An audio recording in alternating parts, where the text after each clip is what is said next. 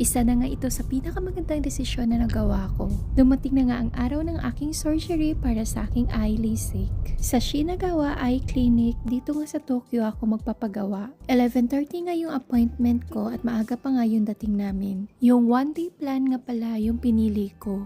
Ibig sabihin, kung wala nga problema sa mga test na i-perform nila ay kinahapunan, ay magpe-perform agad ng surgery. At ayun na nga, gladly, wala nga problema at pwede nga ako para sa LASIK. Pinabalik nga ako around 4:30 ng hapon para makapapahinga ng konti, kaya nag-check-in na muna kami sa aming hotel. At ito na nga siya, papunta na nga ako para sa aking surgery. Ang bilis nga lang ng procedure, para mga 10 minutes lang nga at tapos na. Pinagpahinga nga lang ako ng mga 1 hour doon sa may operating room at pinauwi na din ako. Kung tatanungin niyo ako kung masakit ba, during the procedure, naramdaman ko lang yung sakit, konti lang naman yung patapos na siya. Doon na sa pagbalik nung inopen nila na layer ng aking pupil. For me, mas nakakatakot siya kasi as in nakikita mo talaga yung procedure. At habang pauwi na nga kami sa aming hotel, grabe dito ko na talaga naramdaman yung sakit. Sinabihan nga ako na after 3 to 5 hours nga ay sasakit nga talaga ito. Hindi ko nga maibuka yung mata ko dito kasi grabe talaga nakakasilaw. Kaya habang nasa biyahe nga kami ay hindi ko talaga maibuka yung aking mata, kaya habang naglalakad ay nakapikit nga lang ako. Kaya kung magpapalisik na kayo ay laking tulong talaga kapag meron kayong kasama. Madami nga mga eye drops na ibinigay sa akin at meron din naman dito na pain reliever. Habang namimilipit nga ako sa sakit ay tinatawanan lang ako ng aking asawa.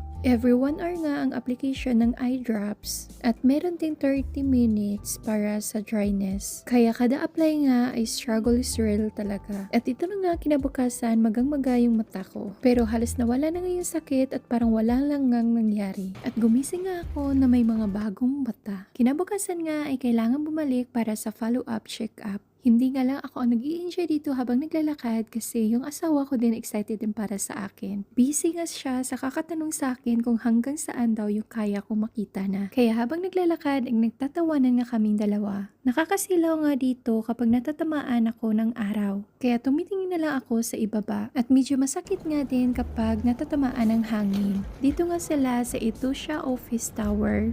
Katabi lang talaga ng Yurakucho Station. Sa may 13th floor na sila, kaya mula dun sa office nila ay tanaw mo nga din yung train station. Kung wala nga problema para sa check-up ngayon, ay babalik na naman ako after 1 week. So magkano nga ba yung nagastos ko? So based sa napili ko, yung machine na gagamitin daw ay bago at mas less harmful daw siya para sa mata ko. At sinamahan ko yung tinatawag na LEX. So bali dalawa yung procedure na ginawa sa akin. At kung darating yung araw na magre-rebound effect na ako at kailangan na i-LASIK ulit, ay hindi ko na kailangan magbayad kasi one-time payment na siya at lifetime yung kanilang insurance or warranty. Kaya umabot nga siya ng 52 na lapad pero may 5 lapad nga ako na coupon kaya 47 na lang yung nabayaran ko. Mahal nga lang pero sobrang worth it niya talaga kasi yung ganyan na ganyan is nakikita ko na talaga siya. Kaya ito na talaga ang pinaka the best na regalo ko para sa akin sarili.